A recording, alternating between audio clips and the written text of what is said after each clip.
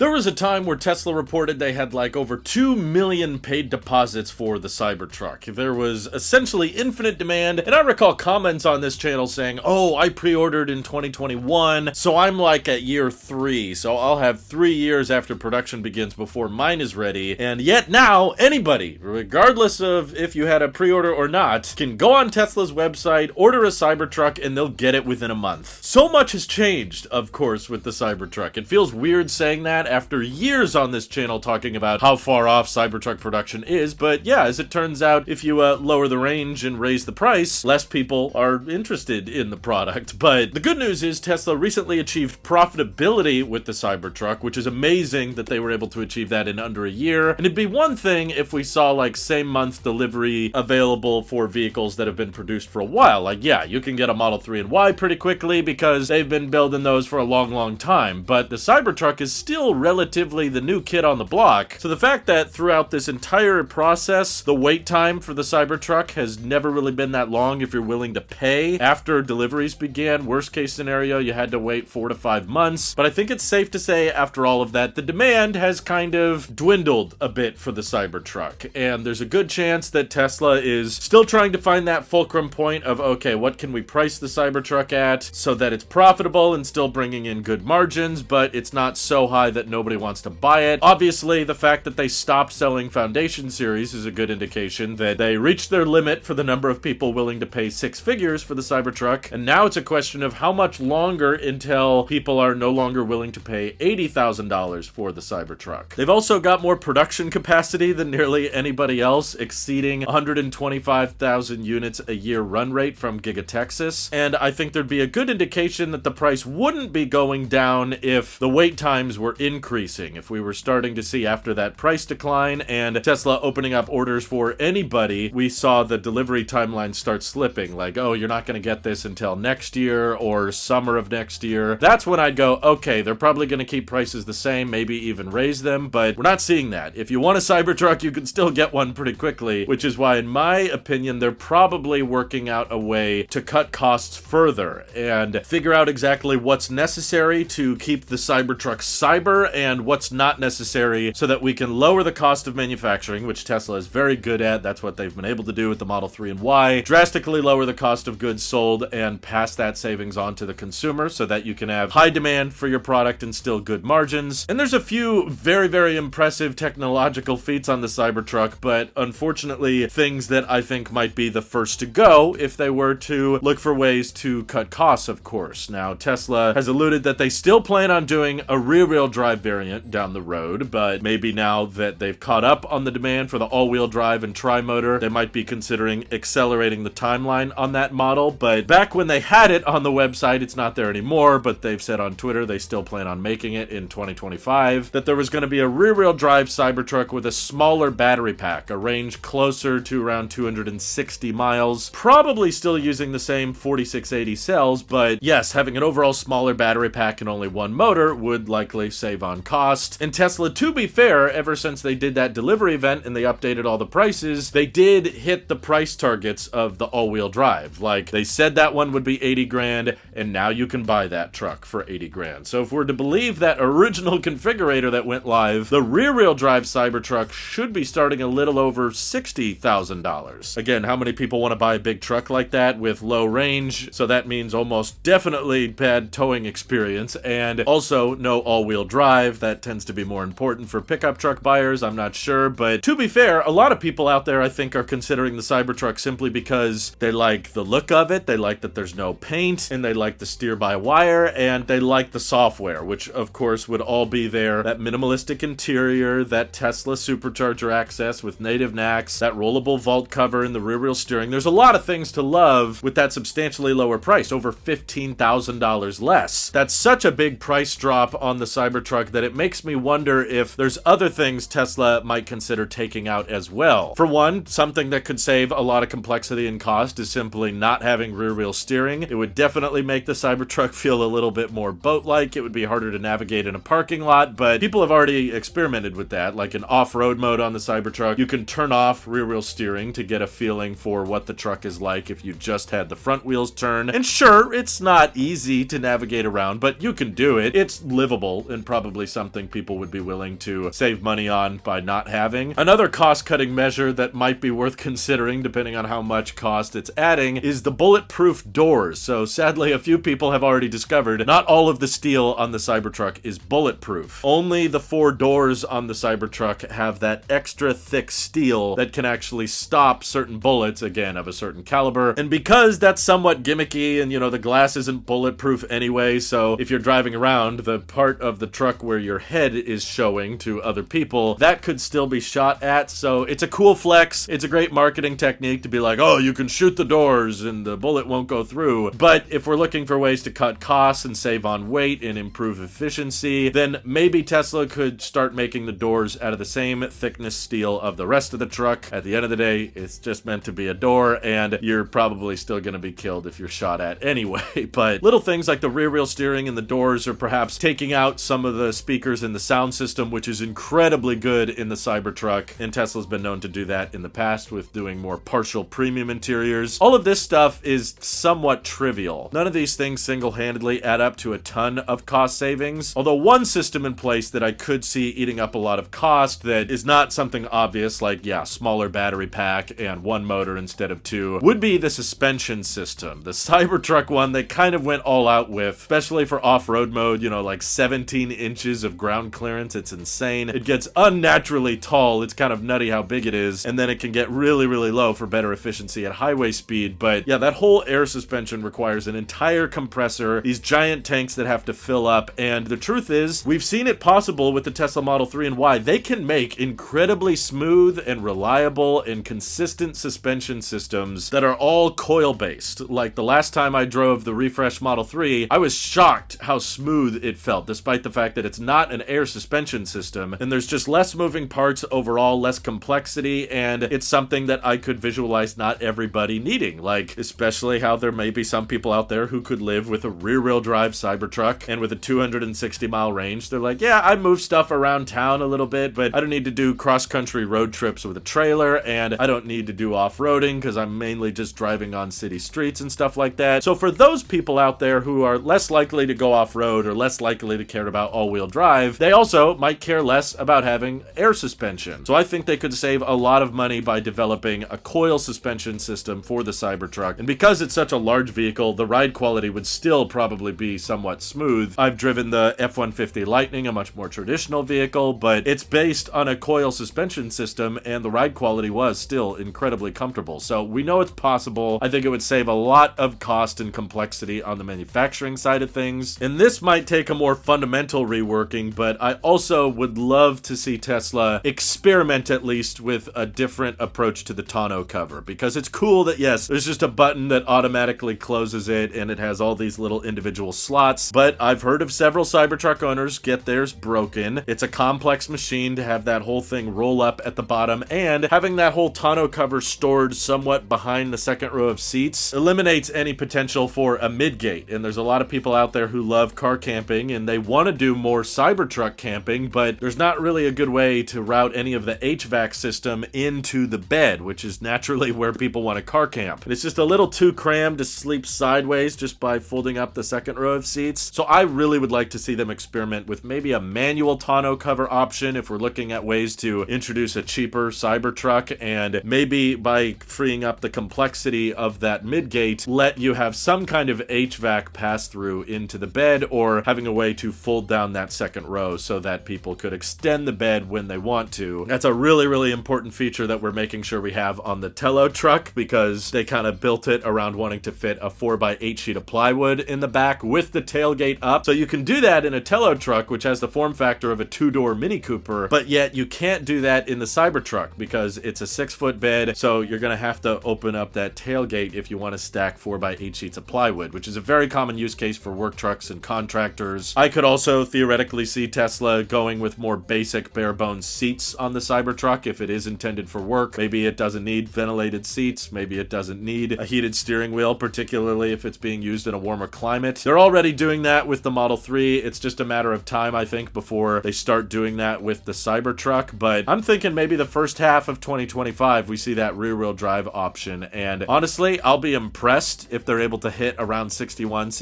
$62,000 for the Cybertruck, just just by having a smaller battery pack and one motor, but what do you guys think is going to happen? Are they going to lower the price of the all-wheel drive variant even more? Obviously, hopefully they can get the federal tax credit involved, and switching over to the dry cathode process for the 4680s, while it may not help with the range, should at least help with the price, which they said on the shareholder deck they're making progress on ramping up the dry cathode 4680s. So all your thoughts and opinions on cheaper Cybertrucks, let me know what you're thinking down in the comments below. And thank you to everybody supporting this channel directly. Seriously, helps us out a ton, as does just watching these videos. So thanks again. Have an excellent rest of your day.